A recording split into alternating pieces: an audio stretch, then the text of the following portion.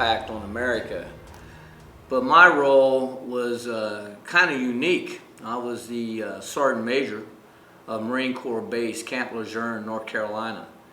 I was working for Major General Mize at the time. And one of my roles as a Sergeant Major, other than being the Senior Enlisted Advisor for the Commanding General, I would give orientation briefs to new Marines and families that were coming in to be stationed at Camp Lejeune, whether they're right out of MCT or MOS school, or where they might be there for the second or third tour coming from a different base. On my briefings there, I pretty much welcome everybody, and we would have an audience of anywhere from 250 to 300 Marines and dependents or guests.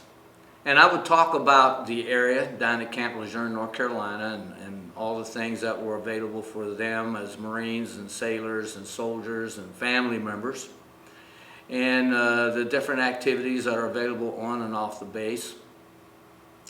And one of the things I was very adamant at ending my brief to these new people coming aboard our installation was that there is one main reason why we're here. And we are to train, and we are to be the guardians of our nation, and our jobs is to defend the country and the American people in it. And at any given time, the balloon could go up and we could be off to war. And I would always end my remarks like that, so everyone knew this is the reason why we're really here and why we exist.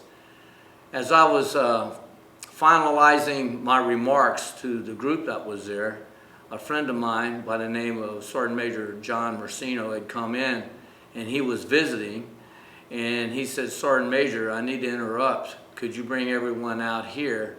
And we were in this huge pavilion, and we had these big screen TVs out there. And we all gathered out there, and we were looking at the big screen TV, and at the time everyone was looking at it, we saw the second plane hit the World Trade Center. And everyone was in shock.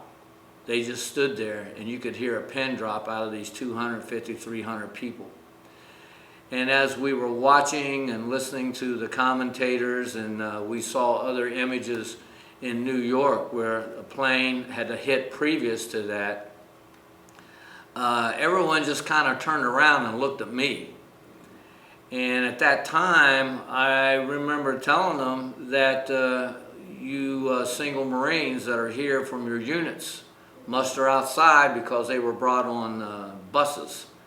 They were transported there from their units to the pavilion where we were speaking. I said, get out, get on your buses.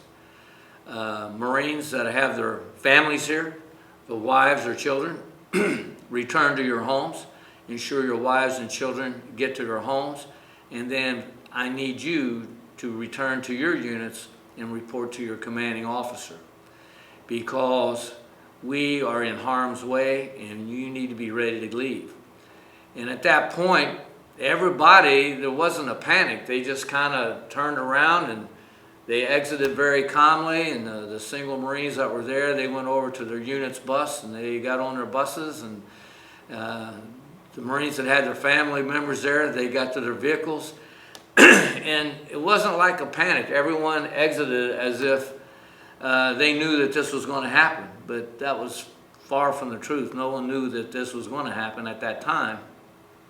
But everybody was calm and collected, and they went back to their units, and everyone prepared for what was to come in the near future.